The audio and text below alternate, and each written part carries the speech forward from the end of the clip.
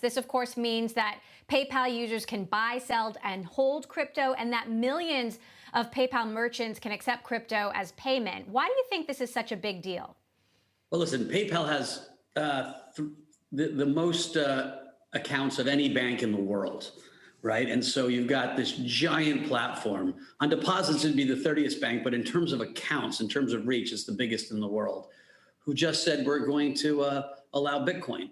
And so if you're in the C-suite at any of the other banks, JP Morgan, Goldman Sachs, Morgan Stanley, you're starting to scratch your head and say, what are we missing here, right?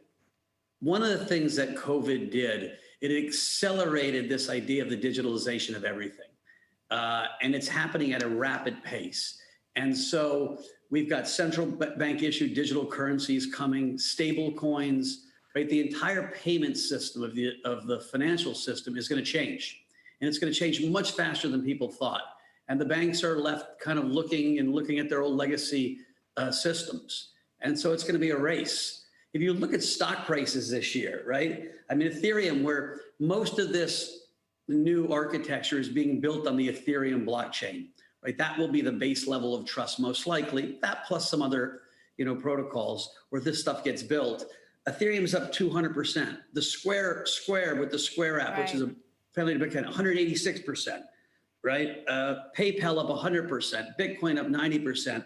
Yet JP Morgan, Citibank, and Wells Fargo down 20 to 50, 60%.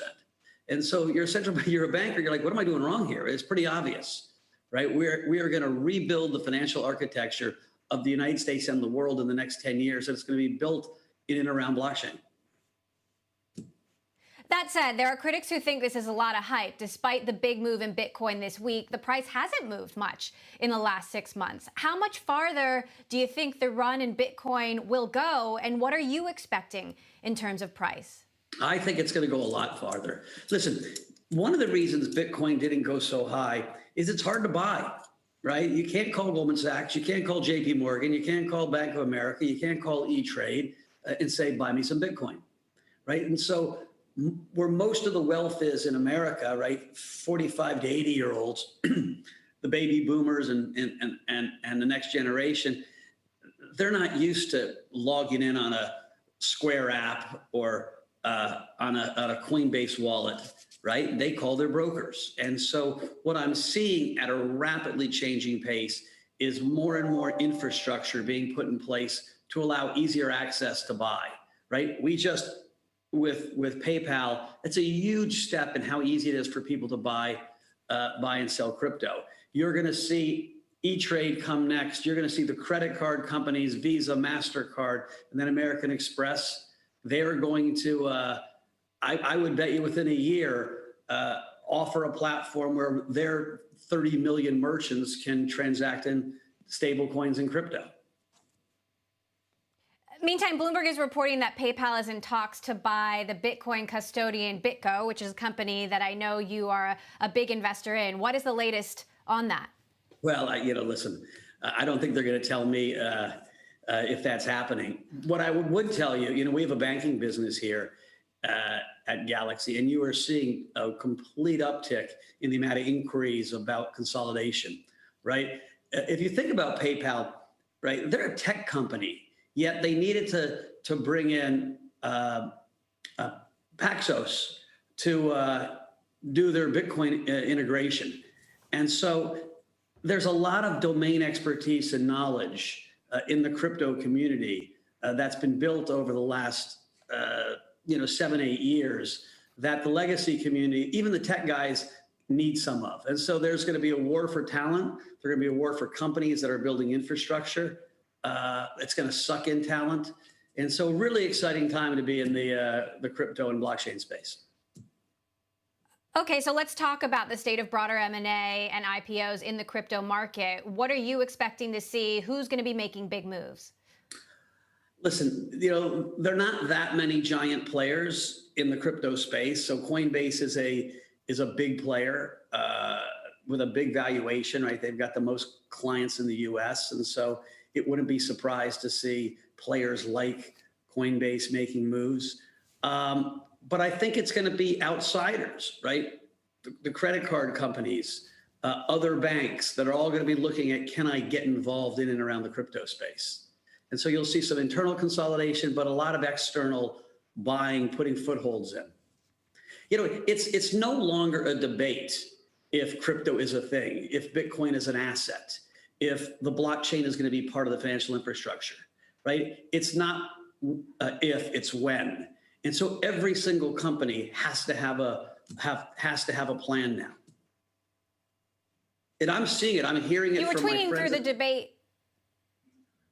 Yeah, you were. I wanted to ask you about some of your debate commentary because you were watching last night, tweeting last night. You said Biden is doing great, Trump doing better than last time, no one changing their mind tonight. What is your outlook on crypto and markets if there is a change in administration and if Trump remains in office, given the continuing concerns about crypto regulation? Well, you know, listen, the big question for the crypto community is the SEC. Jay Clayton is coming to the end of his term one way or the other. In all likelihood, if Biden wins, we're getting a new SEC commissioner fairly soon.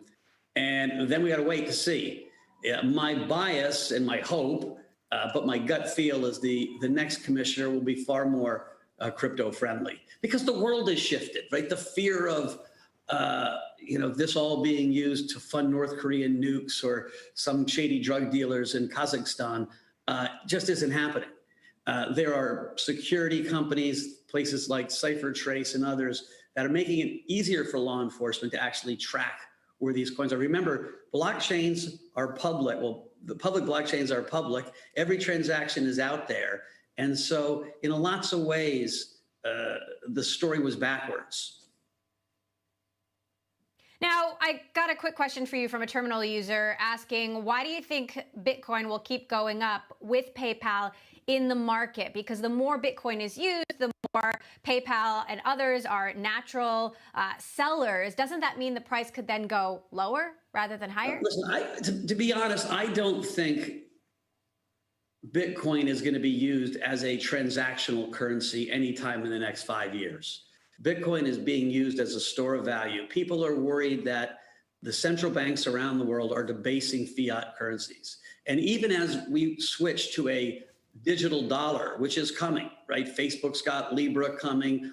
Lots of stable coins are going to be issued here in the United States and abroad, right? Don't forget, China is way ahead in issuing this stable coin. So quite frankly, it's a national security threat if the US doesn't get a digital currency.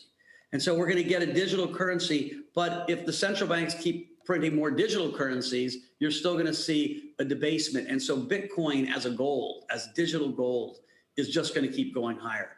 More and more people are going to want it as some portion of their portfolio. And as it's easier to buy, because you can buy it on PayPal, the price is going to go higher.